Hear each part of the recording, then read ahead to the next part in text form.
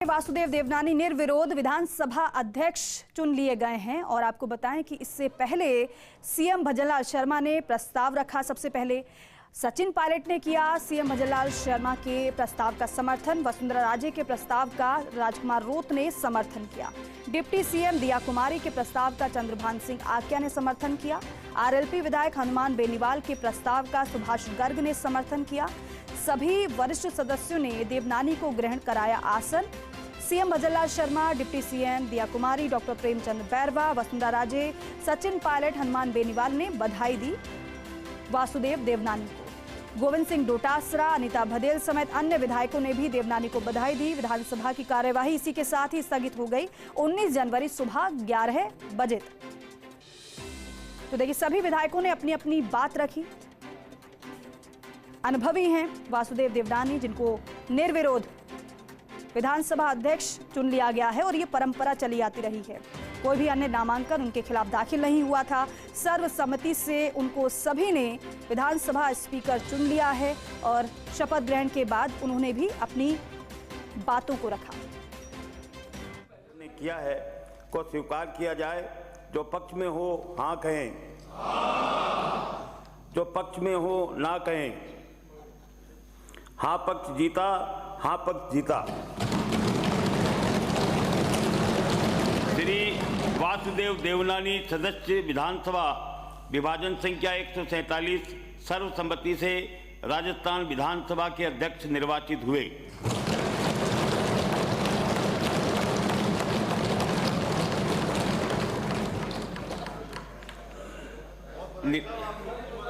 सदन के नेता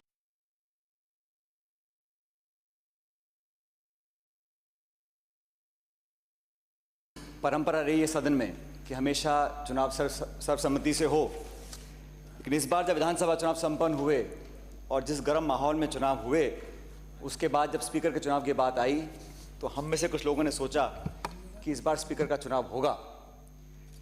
लेकिन फिर जब अखबार से पता पड़ा कि हो सकता है आपका नाम सामने आए, फिर हम सब ने मन बनाया अगर देवनानी जी बनेंगे तो चुनाव सर्वसम्मति से होगा, क्योंकि आप सदन में बहुत ही एक एक्टिव सदस्य रहे। हम सब ने आपका विपक्ष के नाते, सरकार के नाते कई बार आपने सदन में अपनी बात को रखा।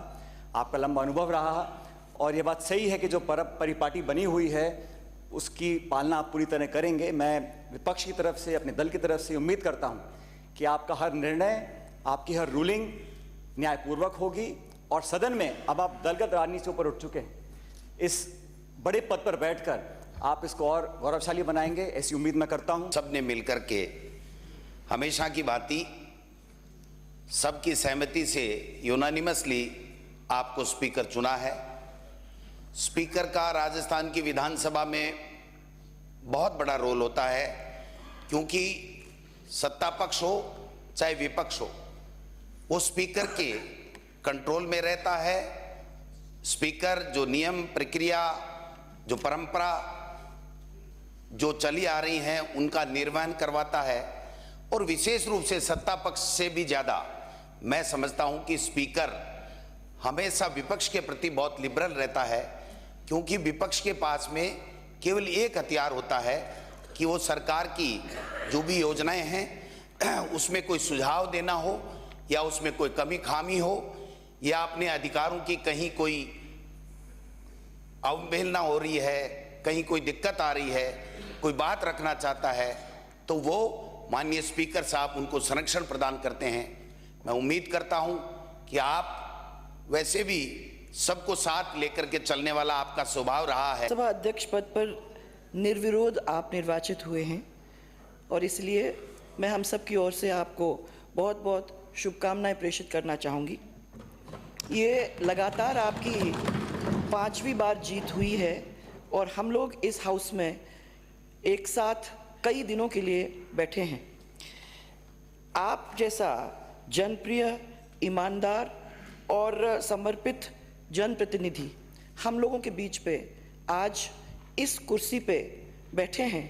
इससे मुझे और हम सबको ये विश्वास है कि आने वाले समय के अंदर हम आपकी ओर से न्यायोचित कार्रवाई हम सब के लिए अब ये तो अभी कह ही रहे थे, परंतु मैं समझती हूँ कि ये इनकी ही बात नहीं है, हम सब की बात है। और हम सबको ध्यान में रखते हुए आप हम सबको मौका देंगे अपनी बात को इस सदन में रखने की। छोटे दल का होने के नाते सभी लोगों की जैसे अपेक्षा है उसी तरह से मेरी भी अपेक्षा है।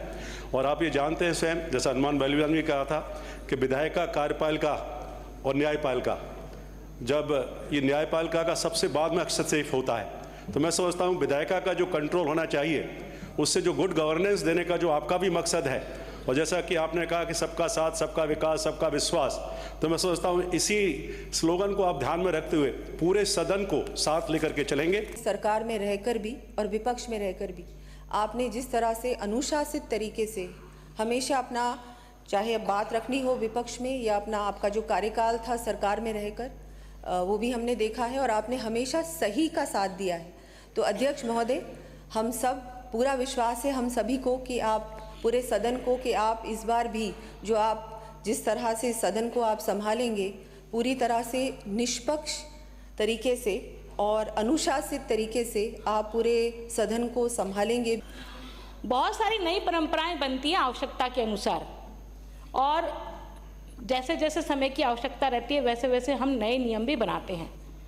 कुछ परंपराओं को पिछली बार मैं नहीं जानती किस कारण से रोका गया, पर मेरा ये प्रस्ताव है हम सब मान्य सदस्यों की ओर से कि पर्ची की जो व्यवस्था थी इस सत्र में आप उसको वापस प्रारंभ करेंगे।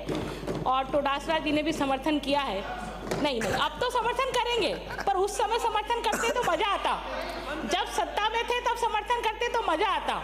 मेरा आपसे यही अर्ज है कि मुझे चौथी बारी होगी यहाँ विधानसभा में मैं आया हूँ, कि अपन लोग क्यों नहीं एक डिसिप्लिन मेंटेन कर सके, प्रश्न पूछने वाला प्रश्न अपना टाइम मिले, जो जिसको मंत्री को जवाब देना उसका टाइम मिले, और जब बिजली की बात हो रही है तो लोग पानी का इशू रेज करें। मैं ये सोचता हूँ कि हमारा विश्व का सबसे बड़ा लोकतंत्र है, लेकिन भूटान जैसे देश को मैं देखकर मैं सोचा कि इतना छोटा देश, इतना डिसिप्लिन्ड कंट्री है।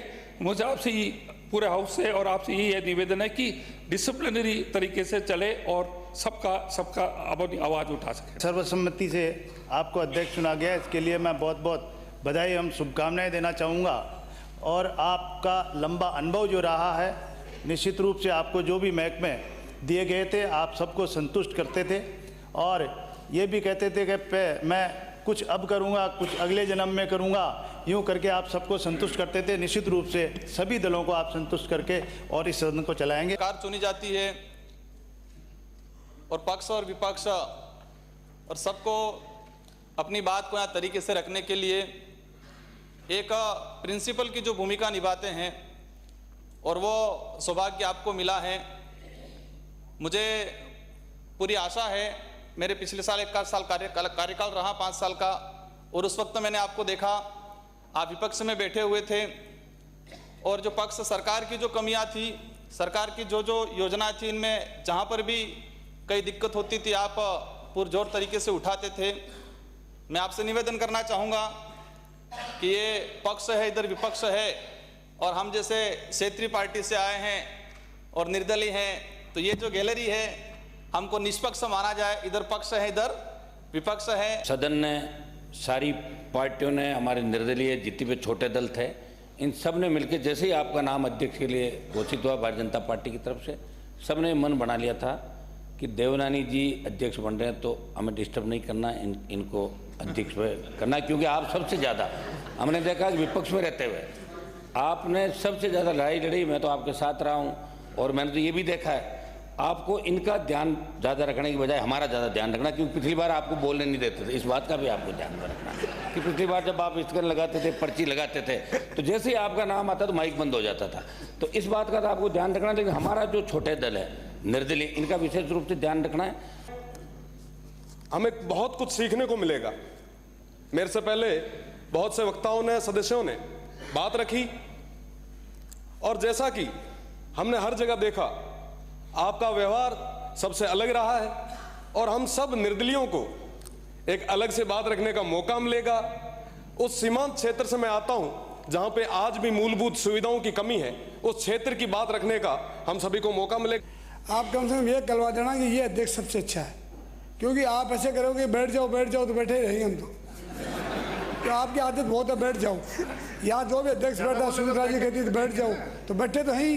तो आप ऐसा करना मेहरबानी करके, अपने बहुत अध्यक्ष देख लिए, सबसे एक नंबर के अध्यक्ष करवाना, चाहे उधर करवाना चाहे इधर करवा जाए, क्योंकि आप इम्प्लीमेंट करवाना, जो यहाँ जो भी रेजोल्यूशन पास होगा वो क्षेत्र में उसको पालना होनी चाहिए। नहीं आप सुन लिया, हम बोल के घर चले गए। आपका दायित्व बनता कि सभी एमएलएज का, मंत्री का सार्थक आप हो। हमारी जो पीड़ा होगी आपको हम बताएंगे।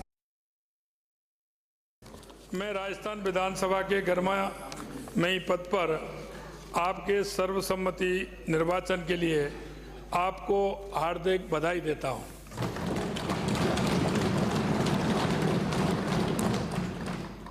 राजस्थान विधानसभा की गौरवशाली परंपरा रही है कि विधानसभा के अध्यक्ष पद का निर्वाचन हमेशा सर्वसम्मति से हुआ है। मुझे उम्मीद है कि राजस्थान विधानसभा के गरिमापूर्ण इतिहास को आपकी अध्यक्षता में 4 चांद लगेंगे तथा आपकी अध्यक्षता में ये सदन राजस्थान के चौमुखी विकास का साक्षी रहेगा। माननीय अध्यक्ष महोदय, आपका दीर्घकालीन संसदीय जीवन और एक शिक्षाविद के रूप में विद्यार्थी परिषद के कार्यकाल से लेकर के अब तक का आपका मूल चिंतन राजस्थान के विकास में हम सब सदस्यों का गरिमापूर्ण मार्गदर्शन करेंगे। मैं उम्मीद करता हूं कि आपके नेतृत्व में ये सदन सबका साथ, सबका विकास, सबका विश्वास की अवधारणा को मूर्त रूप देगा।